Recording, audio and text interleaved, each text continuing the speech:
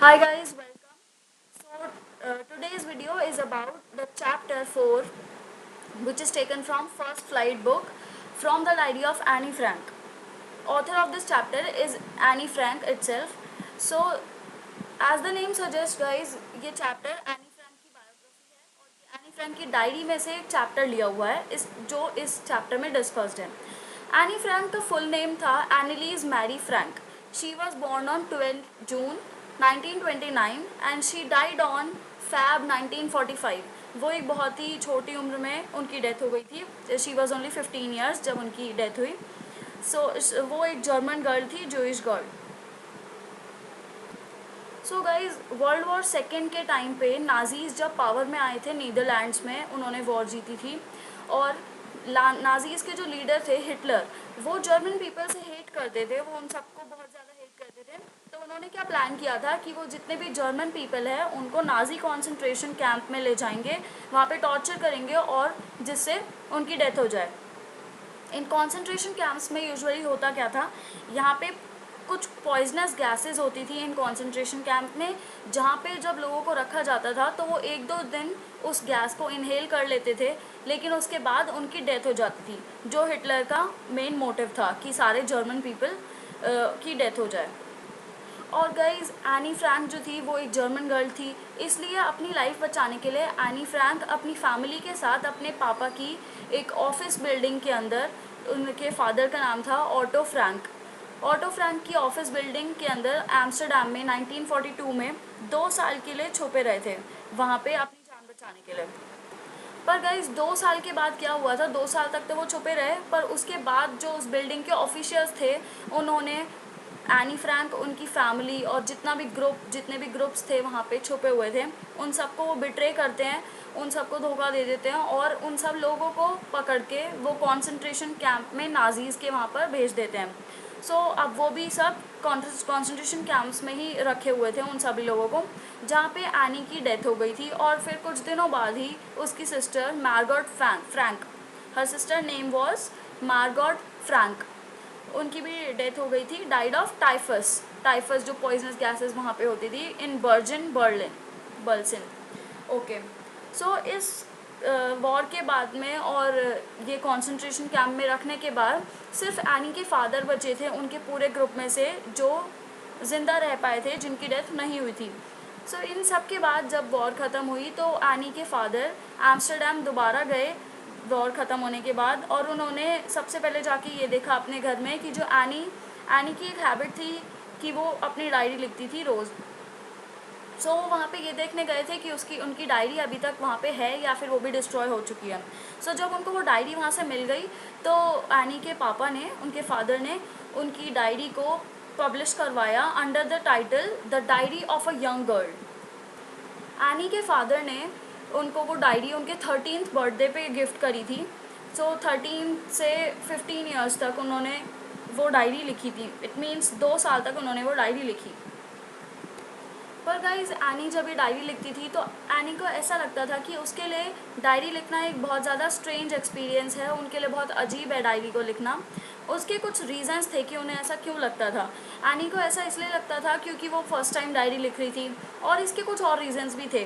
उनको ऐसा लगा कि वो अगर आज ये डायरी लिखती है तो उसके बाद कौन उसकी डायरी को पढ़ने में बाद में इंटरेस्टेड होगा, बल्कि वो खुद भी 2 साल बाद या कितने भी साल बाद अपनी डायरी अगर दोबारा लिखेंगी तो उनको खुद भी इंटरेस्ट नहीं आएगा अपनी डायरी दोबारा पढ़ने में, तो किसी और को कैसे इंटरेस्ट आएगा। एनी को ऐसा लगता था कि लेटर ऑन उनकी लाइफ में कौन ये जानने में इंटरेस्टेड होगा कि क्या चल रहा है एक 13-year-old स्कूल गर्ल की लाइफ में। Anne said paper has more patience than people. Anne ने ऐसा क्यों कहा था? एनी ने ये लाइन जब लिखी थी जब वो डिप्रेशन से गुजर रही थी during the world war second, जब वो 2 साल तक उस बिल्डिंग के अंदर छुपी हुई थी, जब उन्होंने ये लाइन लिखी थी। और उनके कहने का मतलब क्या था, उन्होंने ऐसा क्यों लिखा था कि पेपर के अंदर लोगों से ज़्यादा पेशेंस होता है? उन्होंने ये इसलिए लिखा था क्योंकि उनको लगता था कि एक पेपर के ऊपर अपनी फीलिंग्स लिख देना, या फिर जो भी आप फील कर रहे हो किसी के बारे में, किसी भी चीज़ के बारे में सोच रहे हो, अगर आप उसे एक पेपर पर लिख देते हो तो वो काफ़ी ज़्यादा ईजियर है रैदर देन किसी इंसान को बताना, बिकॉज लोग तुम्हें हमेशा जज करते हैं कि तुम कैसा सोच रहे हो, या फिर क्या लिख रहे हो, उन्हें क्या बता रहे हो। लोग हमेशा तुम्हें जज करेंगे लेकिन पेपर विल नेवर जज यू। वो हमेशा पेशेंट होके तुम्हारी बातें जो भी है अपनी फीलिंग्स तुमसे शेयर करता है। तुम उससे अपनी फीलिंग्स सारी शेयर कर सकते हो। और जब हम किसी पेपर पे लिखते हैं तो हमें कोई भी जज नहीं करेगा। सो गाइज ये लाइन मैंने इसलिए ज़्यादा एक्सप्लेन करी है बिकॉज ये एग्ज़ाम में पूछी जा सकती है। Exact line, paper has more patience than people, why did Anne say this. This can be asked in your question as in exam. So next is Anne Frank बोलती हैं कि वो अपनी डायरी कभी किसी और को पढ़ने नहीं देगी एक्सेप्ट उनके रियल फ्रेंड्स के। पर वो बोलती हैं कि उनका कोई रियल फ्रेंड है नहीं, इसलिए उन्होंने ये डायरी लिखना स्टार्ट किया। वो ऐसा फिर से बोलती हैं कि शी सेज कि वो अकेली नहीं है। वो अकेली नहीं है, उनके पास लविंग पेरेंट्स हैं, उनकी 16 ईयर ओल्ड उनकी एल्डर सिस्टर है, घर है, उनकी आंट है और ऑलमोस्ट 30 फ्रेंड्स ऐसे हैं जिन्हें वो फ्रेंड्स ऐसा बोल सकती हैं। बट स्टिल उनके पास एक ट्रू फ्रेंड नहीं है जिससे वो अपनी सारी फीलिंग्स शेयर कर सके। सो ये एक रीज़न था, एक बहुत बड़ा रीज़न कि एनी फ्रैंक ने डायरी लिखना स्टार्ट किया। एनी फ्रैंक बोलती है कि वो हम अपने फ्रेंड्स से यूजुअली सारी बातें शेयर कर लेते हैं, कुछ इस टाइप की जैसे जो हमारी डेली लाइफ में हो रही है, आज हमने क्या किया या क्या खाया, ये सब चीज़ें हम अपने फ्रेंड्स से शेयर कर लेते हैं। लेकिन यूजुअली हम उनसे ऐसी बातें नहीं शेयर करते जो हम उनसे कुछ भी कह सकें, जो भी हम फील करते हैं या फिर जो भी हमारे मन में चल रहा है, हम ये सब बातें उनसे नहीं कह सकते। इसलिए उनका कोई रियल फ्रेंड नहीं था और इसीलिए उन्होंने डायरी लिखना स्टार्ट किया था। ये भी एग्जाम में एक क्वेश्चन पूछा जा सकता है कि why did Anne Frank started to write a diary. So this is why Anne Frank ने अपनी फ्रेंड अपनी डायरी को बनाया और उसका नाम किटी रखा। और एनी फ्रैंक बोलती है कि जो भी बातें वो अपनी डायरी में लिख रही हैं, उनको ऐसा लगता है कि अगर वो बातें वर्बली किसी को बताए भी जाके तो उनकी बातों को कोई समझेगा नहीं। एनी फ्रैंक बोलती है कि उनके फादर मोस्ट लविंग पर्सन है जिनसे भी आज तक वो मिली है, सब मोस्ट लविंग पर्सन उनके फादर हैं। और उनके फादर ने उनकी मदर से शादी नहीं की थी until her father was 36 and her mother was 25 years old. Next, any की सिस्टर मार्गॉट फ्रैंकफर्ट में बॉर्न हुई थी, जर्मनी 1926 में। And any was born on 12 June 1929। Any अपनी 4 ईयर्स की एज तक फ्रैंकफर्ट में ही रहती थी। फिर उसके बाद एनी के फादर हॉलैंड चले गए थे 1933 में। Annie's mother Edith Hollander Frank, वो भी उनके फादर के साथ में सितंबर में चली गई थी हॉलैंड। और उस टाइम पे एनी और उनकी सिस्टर मार्गॉट एकिन चले गए थे अपनी ग्रैंड मदर के साथ रहने। एकिन, दिस वर्ड ये एक प्लेस का नाम है एकिन। वो अपनी ग्रैंड मदर के साथ रहते थे, एनी एंड हर सिस्टर, जिस टाइम उनके पापा और मॉम दोनों हॉलैंड चले गए थे। आफ्टर दैट मार्गॉट जो एनी की एल्डर सिस्टर थी वो हॉलैंड गई दिसंबर में, और उसके बाद में नेक्स्ट ईयर फरवरी में एनी भी हॉलैंड चली गई थी। और वो एनी अपने सिस्टर के बर्थडे के प्रेजेंट के टाइप में वहाँ पे जाकर प्रेजेंट हुई थी, सो दैट उनके सिस्टर का बर्थडे था। Any started her studies, any ने अपनी स्टडीज़ मॉन्टेसरी नर्सरी स्कूल से स्टार्ट की थी जब वो 6 ईयर ओल्ड की थी और फर्स्ट फॉर्म में थी वो। 6th फॉर्म में एनी की टीचर मिस्टर कूपरस थी, जो उसकी हेड मिस्ट्रेस थी। और जब एनी वो स्कूल छोड़ रही थी वहाँ से, तो they both were in tears because they loved each other too much. Summer 1941 में एनीज ग्रैंडमा फेल इल, उनकी ग्रैंड मदर बहुत ज़्यादा बीमार हो गई थी जिसकी वजह से उनकी ग्रैंड मदर का ऑपरेशन भी हुआ था। सो उस साल एनी के बर्थडे पे बहुत कम सेलिब्रेशन हुआ था। एनी अपनी ग्रैंड मदर से बहुत ज़्यादा प्यार करती थी। Thus, Annie Frank started writing diary on 20th June 1942. In 1942 any की ग्रैंड मदर की डेथ हो गई थी। उसके बाद 1942 में 20th जून को एनी ने डायरी लिखनी स्टार्ट करी। सो उन्होंने डायरी लिखते हुए ये जो कॉन्टेक्स्ट है ये एनी की डायरी से है। एनी अपनी क्लासरूम में होती है और उनकी क्लास के सारे बच्चे बहुत ज़्यादा नर्वस होते हैं, बहुत ज़्यादा डरे हुए होते हैं, बिकॉज उनकी टीचर्स मीटिंग आने वाली होती है जिससे डिसाइड होता है कि वो नेक्स्ट क्लास में प्रमोट होंगे या फिर वो अपनी इसी क्लास में रह जाएंगे। सो काफ़ी सारे बच्चे जो थे उनकी क्लास में वो इस बात पे बेट भी लगा रहे थे कि हम पास होंगे या फिर नहीं होंगे। एनी और उसकी friend Jean is the name of Anne's friend. Jean Anne की फ्रेंड का नेम है। सो दे वो दोनों के दोनों उन दोनों लड़कों पे हंस रहे थे जो उनके पीछे बैठे हुए थे, सीएन एंड जैकिस। ये भी दोनों उन दोनों बॉयज़ के नेम हैं। सीएन और जेक्स ने अपनी पूरी एंटायर हॉलीडेज़ की जितनी भी सेविंग्स थी उस सबको बेड पे लगा दिया था इसी बात पे कि वो इस क्लास में अब नेक्स्ट पास होंगे या फिर फेल हो जाएंगे। सो पूरे दिन सारे बच्चे इसी बात के बारे में डिस्कस कर रहे थे कि मीटिंग का रिजल्ट क्या होगा। पर एनी के according about one fourth of the class उनके अकॉर्डिंग पिछली क्लास में ही रहनी चाहिए थी, वो पास नहीं होने चाहिए थे, बिकॉज एनी सेज। लेकिन उसके बाद भी एनी बोलती है कि teachers are the most unpredictable creatures on the earth. मतलब टीचर्स बहुत ही ज़्यादा अनप्रिडिक्टेबल हैं, आप कभी नहीं सोच सकते कि टीचर्स का नेक्स्ट स्टेप क्या होगा, बिकॉज टीचर्स जो भी कुछ करती हैं उनसे हम कभी भी अवेयर नहीं होते। सो इसलिए एनी बोलती है कि टीचर्स का आपको कभी भी नहीं पता होता कि टीचर्स का नेक्स्ट स्टेप क्या होने वाला है। इसलिए एनी सेज दिस लाइन कि teachers are the most unpredictable creatures on the earth. Unpredictable मतलब जिस बात की आपको पता भी नहीं हो सकता कि क्या होने वाला है, प्रिडिक्ट करना। एनी बिल्कुल भी वरीड नहीं थी, उसको बिल्कुल भी चिंता नहीं थी कि उसकी फ्रेंड्स और वो पास होंगे या नहीं, क्योंकि शी वॉज श्योर कि एनी और उसकी फ्रेंड्स दोनों वो पास हो जाएंगी। एनी को बस एक सब्जेक्ट के बारे में शक था। She was unsure about only one subject जो था मैथ्स। एनी सारे टीचर्स के साथ अच्छी थी, सारे सब्जेक्ट्स में अच्छी थी, पर उसको मैथ्स में ही डर लग रहा था कि वो पास होगी या नहीं होगी।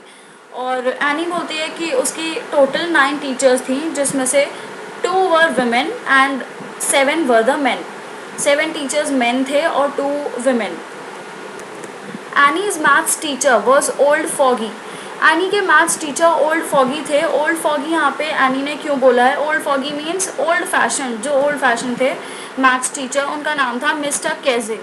मिस्टर केजिंग वो हमेशा एनी से परेशान रहते थे और उनसे चिड़े हुए रहते थे काफ़ी टाइम से, बिकॉज एनी क्लास में बहुत ज़्यादा बातें करती थी, इसलिए वो उनसे बहुत ज़्यादा परेशान रहते थे। लेकिन काफ़ी ज़्यादा उनको वार्निंग देने के बाद में भी एनी को कि एनी चुप हो जाओ, लेकिन फिर भी एनी नहीं मानती थी। उनकी आदत बन चुकी थी इतनी ज़्यादा बातें करनी, इसलिए उन्होंने अब एज अ पनिशमेंट उन्होंने एनी को एक असाइनमेंट दिया था और to write an essay on chatter box. Annie को चैटर बॉक्स टाइटल पे एक एसे लिखना था। सो अब एनी ने क्या किया?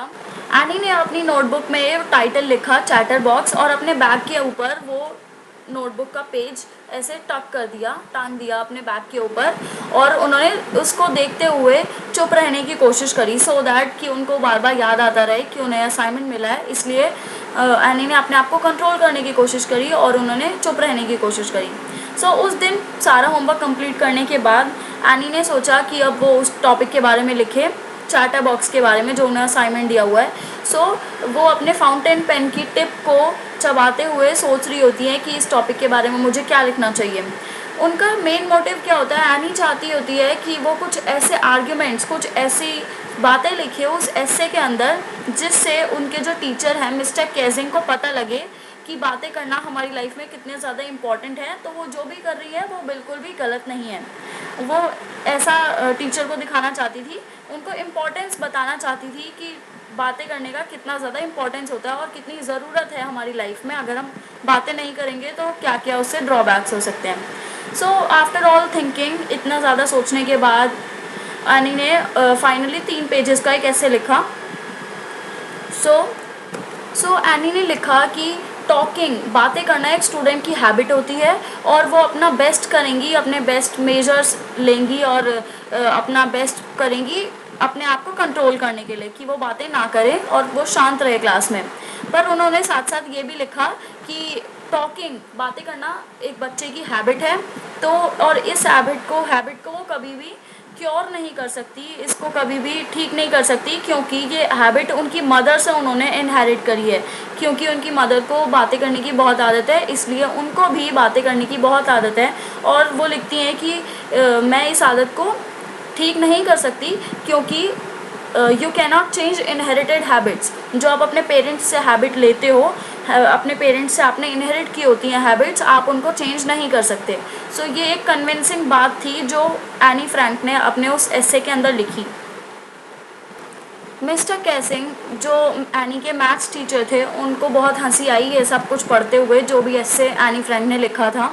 उसके बाद एनी फ्रैंक ने जब अपने टीचर मिस्टर कैसिंग से नेक्स्ट चैप्टर के बारे में बात करी, तो उसी टाइम उनके टीचर ने उन्होंने दूसरा असाइनमेंट दे दिया, एनी फ्रैंक को दूसरा असाइनमेंट दे दिया, which was to write an essay on an incorrigible chatter box. इस बार उन्हें एसे मिला था इस टॉपिक पे लिखने के लिए, an incorrigible chatter box. Incorrigible means a quality that can not be corrected, एक ऐसी आदत जो आप बदल नहीं सकते, an incorrigible chatter box. Okay, so इस बार भी एनी ने उस असाइनमेंट को लिखा और अपने टीचर को दे दिया। और इस बार मिस्टर कैसिंग ने कोई कंप्लेंट नहीं करी, अगले 2 लेसन्स तक उन्होंने कोई कंप्लेंट नहीं करी और कोई भी असाइनमेंट नहीं दिया एनी को। बट जैसे ही 3rd चैप्टर स्टार्ट करते हैं, 3rd लेसन स्टार्ट करते हैं मिस्टर कैसिंग, उसी टाइम एनी बहुत ज़्यादा बात कर रही होती है क्लास में, तो वो एनी को 3rd एसे दे देते हैं लिखने के लिए, 3rd assignment, as a 3rd assignment, जो होता है essay on quack quack quack mister said mister chatterbox.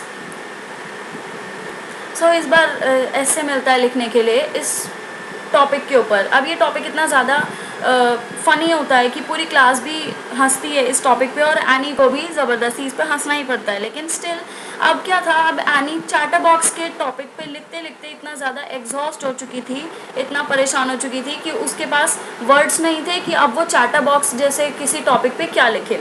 So इस बार एनी ने क्या किया, उसने अपनी किसी फ्रेंड की हेल्प ली, उस एक ऐसी फ्रेंड की जो पोइट्री में काफ़ी ज़्यादा अच्छी थी। सो एनी अपनी फ्रेंड की हेल्प लेती है इस बार इस एसे को लिखने के लिए, quack quack quack said mister chatterbox.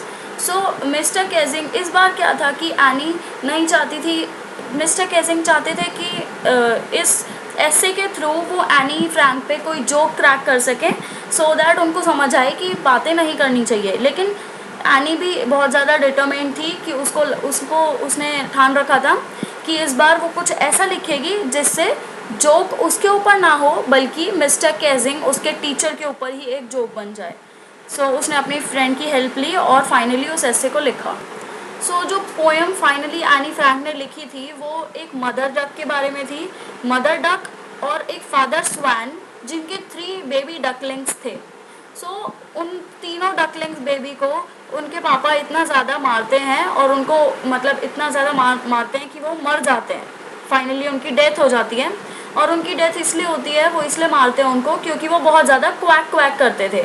अब डक का तो काम ही है क्वैक क्वैक करना। सो ये पोएम के फॉर्म में एनी फ्रैंक ने अपने असाइनमेंट में लिखी थी।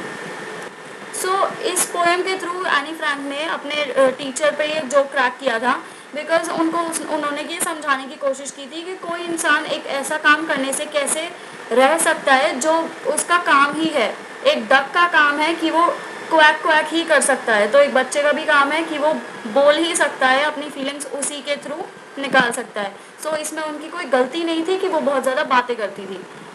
So she should not be punished. So mister Keesing उन्होंने उस जोक को बिल्कुल सही ढंग से लिया और उन्होंने इस पोएम को अपनी क्लास में भी सुनाया और दूसरी क्लासेस में भी जाके सुनाया।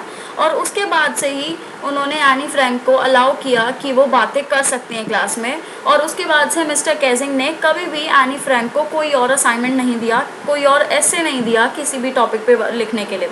नाउ मिस्टर कैसिंग, जो उनका एटीट्यूड कभी भी नहीं था, लेकिन वो अब हमेशा जोक्स क्रैक करते रहते हैं, बिकॉज एनी फ्रैंक ने उनका एटीट्यूड टोटली बदल दिया था अपनी इस मतलब उन्होंने इतना ओबे भी किया अपने टीचर को, फिर भी उन्होंने सारे असाइनमेंट्स को कंप्लीट किया विदाउट डिसरिस्पेक्टिंग हर टीचर। सो यहाँ पे चैप्टर ख़त्म होता है। This chapter was about Anne Frank, और ये जो पार्ट था एनी फ्रैंक की डायरी से लिया हुआ था। ओके गाइज, सो इस चैप्टर के अंदर मोस्टली कोई भी क्वेश्चन ऐसे नहीं आएंगे कि आपको सन्स से रिलेटेड कुछ पूछेंगे। ये हमेशा इवेंट बेस्ड क्वेश्चंस आएंगे इसके अंदर कि एनी फ्रैंक ने कोई भी क्वेश्चन, कोई भी एग्जांपल जो सेट किया उसके वो डिस्क्राइब करने के लिए आएगा. सो आई थिंक जो भी एक्सप्लेनेशन अभी मैंने समझाई है उसके थ्रू आप ये सब अच्छे से कर पाओगे. So all the best for your exams. I hope you understood this chapter very clear. Please subscribe my channel and like this video if you like, and comment for any query or any type of video you want. Thank you.